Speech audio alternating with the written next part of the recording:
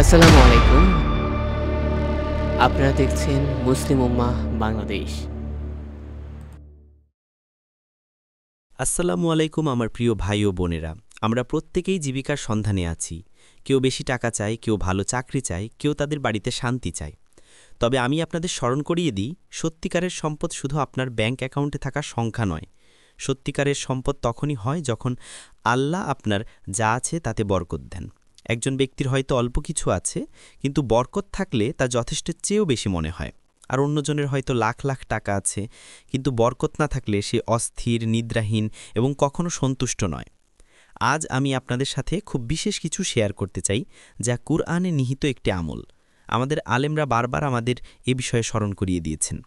ফজরের পর যদি আপনি এই কুরআনের আয়াতটি ১১ বার পাঠ করেন, তাহলে আল্লাহ শুধু আপনার সম্পদেই বরকত দেবেন না, বরং আপনার সন্তান এবং আপনার নাতি নাতনিরাও সেই বরকতের নদীতে সাঁতার কাটবে।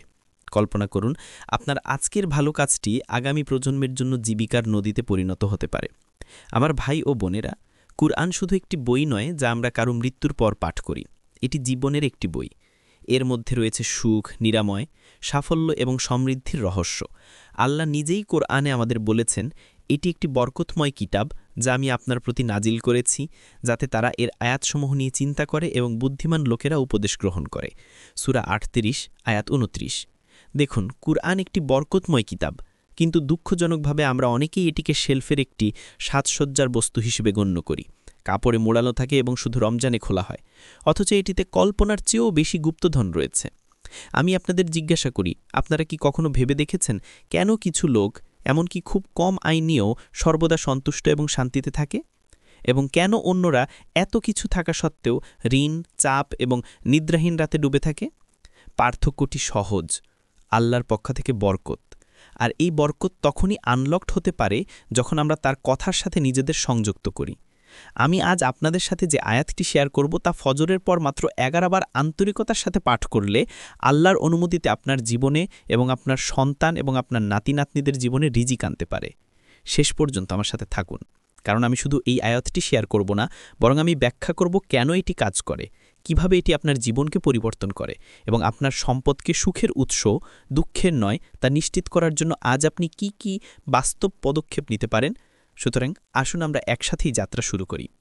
আমার প্রিয় ভাই ও বোনেরা, এই শক্তিশালী আয়াতটি শেয়ার করার আগে আসুন আমরা খুব গুরুত্বপূর্ণ একটি বিষয় স্মরণ করি। রিজিক কেবল আল্লাহর পক্ষ থেকে আসে। কোনো বস, কোনো কোম্পানি, কোনো ব্যবসা, কোনো সরকার আপনার রিজিক নিয়ন্ত্রণ করে না।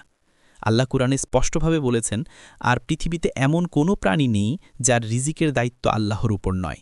তিনি তাদের আবাসস্থল ও গচ্ছিত থাকার স্থান জানেন। সব কিছুই একটি স্পষ্ট কিতাবে লিপিবদ্ধ আছে। সূরা ১ আয়াত ৬। এর মানে হলো আপনার বেতন, আপনার লাভ, এমনকি আজকের খাবারও, এটি আপনার জন্মের অনেক আগে আল্লাহ আপনার জন্য লিখে রেখেছেন। সুবহানাল্লাহ। এখন সেই আয়াতটি যা অনেক আলেম সম্পদ ও বরকত আনলকের জন্য বিশেষভাবে উল্লেখ করেন, তা সূরা তাওবা ৯-এর ১২৯-এ পাওয়া যায়। পরম করুণাময়, অসীম দয়ালু আল্লাহ নামে শুরু করছি। হাসবি আল্লাহু লা ইলাহা ইল্লা হুয়া আলাইহি তাওয়াক্কালতু ওয়া হুয়া রাব্বুল আরশিল আযীম। আল্লাহই আমার জন্য যথেষ্ট, তিনি ছাড়া কোনো ইলাহ নেই। আমি তারই ওপর ভরসা করি এবং তিনি মহান আরশের রব। Allah is sufficient for me. There is no deity except Him. In Him I put my trust, and He is the Lord of the mighty throne. যখন আপনি ফজরের পর পূর্ণ বিশ্বাস এবং আল্লাহর উপর ভরসা রেখে এই আয়াতটি ১১ বার পাঠ করেন, তখন এটি যেন আপনি বিশ্বকে ঘোষণা করছেন যে আমি আমার সম্পদ, আমার চাকরি, আমার পরিচিতি বা আমার দক্ষতার উপর নির্ভর করি না। আমি কেবল আল্লাহর উপর নির্ভর করি। আর যখন আপনি সত্যিই আল্লাহর উপর নির্ভর করেন, তখন তিনি এমন দরজা খুলে দেন যা আপনি কখনও কল্পনাও করেননি। নবীজি আমাদের শিখিয়েছেন, যদি তোমরা আল্লাহর উপর সম্পূর্ণ ভরসা করো, তাহলে তিনি তোমাদের রিজিক দেবেন যেমন তিনি পাখিদের রিজিক দেন। তারা সকালে ক্ষুধার্ত অবস্থায় তাদের বাসা থেকে বের হয় এবং সন্ধ্যায় ভরা পেটে ফিরে আসে।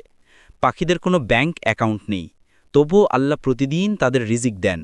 যদি আল্লাহ তাদের রিজিক দেন, তাহলে আপনি কি মনে করেন যে তিনি আপনাকে, সেই মুমিনকে ভুলে যাবেন যে দিনে ৫ বার তার সামনে মাথা নত করে? কখনোই না।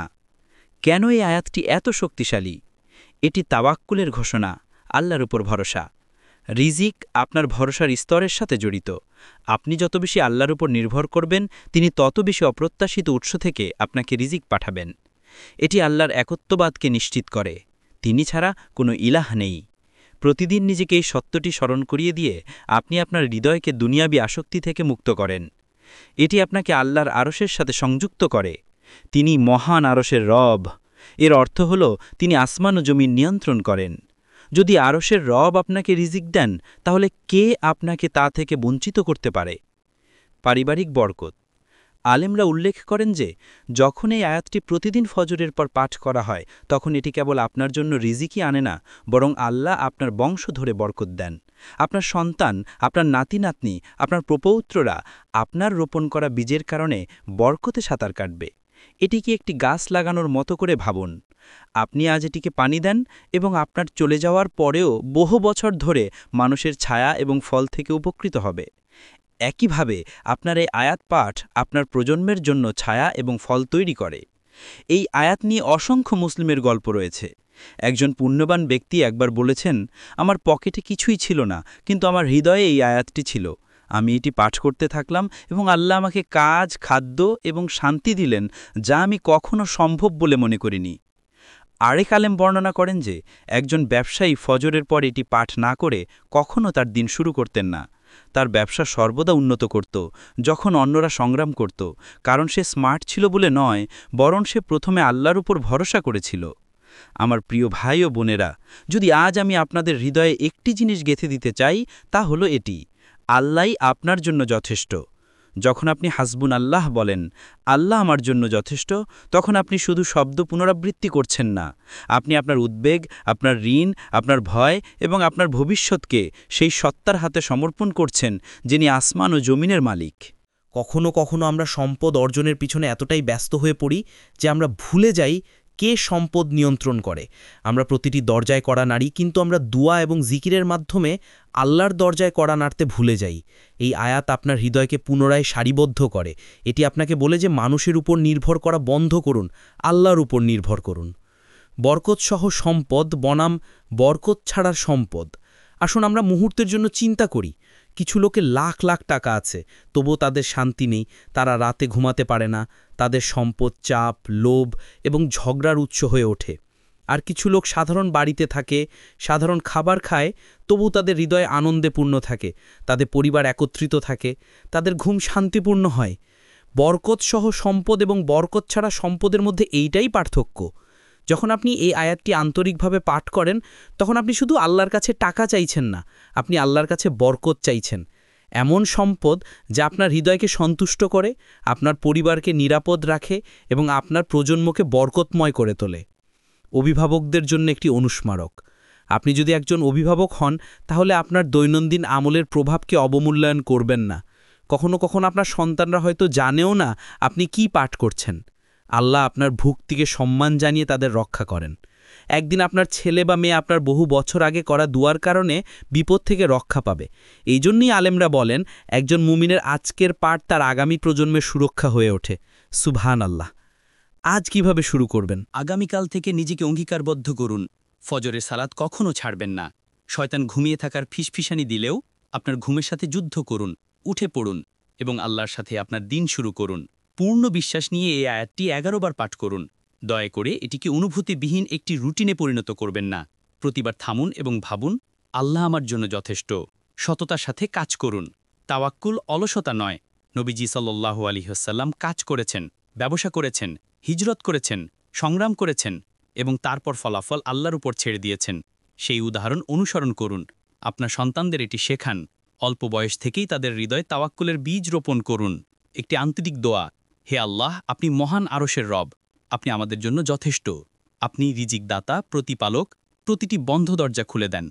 হে আল্লাহ, যারা এই ভিডিও দেখছে এবং ঋণ, দারিদ্র্য, ভবিষ্যতের ভয় নিয়ে সংগ্রাম করছে, তাদের সহজ করুন। তাদের হালাল রিজিক দান করুন এবং তাদের ঘর বরকতে পূর্ণ করুন। ইয়া আল্লাহ, আমাদের সন্তান এবং আমাদের নাতি-নাতনিদের রক্ষা করুন। তাদের শক্তিশালী ঈমান নিয়ে এবং শুধুমাত্র আপনার উপর ভরসা করার হৃদয় নিয়ে বেড়ে উঠতে দিন। ইয়া আল্লাহ, এই আয়াতকে আমাদের জীবনের আলো, দারিদ্রের তার বিরুদ্ধে ঢাল এবং জান্নাতে চাবিকাঠি বানিয়ে দিন। আমিন। আমার ভাই ও বোনেরা, শুধু শুনে ভুলে যাবেন না, এখনই একটি সিদ্ধান্ত নিন। প্রতিটি ফজরের পর এই আয়াতটি 11 বার পাঠ করুন। এটি লিখে রাখুন, আপনার ফোনে সংরক্ষণ করুন, আপনার প্রিয়জনদের শেখান এবং আসুন আমরা এই স্মরণকে বহু দূরে ছড়িয়ে দিই। আপনি কখনো জানেন না আপনার শেয়ার করা বোতামটি চাপার কারণে কার জীবন পরিবর্তিত হবে। বিচার দিবসে আল্লাহর সাথে সাক্ষাৎ করার কথা কল্পনা করুন এবং আপনি তার কথার কথা কাউকে স্মরণ করিয়ে দিয়েছেন বলে পাহাড় পরিমাণ পুরস্কার পেয়েছেন। সুতরাং দয়া করে এই ভিডিওটি লাইক করুন, হাসবুনাল্লাহ লিখে কমেন্ট করুন, পরিবার এবং বন্ধুদের সাথে শেয়ার করুন এবং কোরআন কেন্দ্রিক আরও স্মরণের জন্য সাবস্ক্রাইব করুন। ইনশাআল্লাহ আমরা একসাথে আল্লাহর বাণী লক্ষ লক্ষ মানুষের কাছে পৌঁছে দিতে পারব।